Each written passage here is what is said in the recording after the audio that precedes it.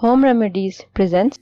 If you want to burn fat while you sleep, drink this. If weight loss is on your mind, then you can't afford to miss out on this amazing fat-burning drink that must be consumed before bedtime. This is an old age technique that has been used by our grandmothers to regulate blood sugar levels. But for the longest time, we thought it could be had only in the morning.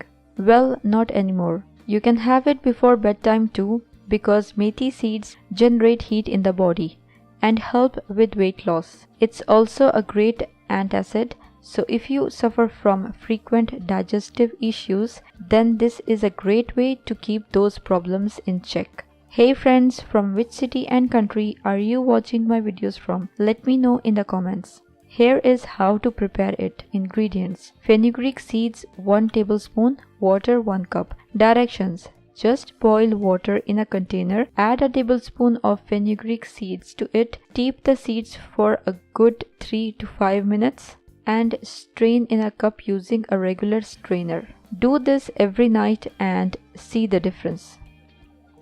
If you liked the video, hit that like button to give it more value and share it on your social networks to let others benefit from it too. Thanks for watching. Goodbye.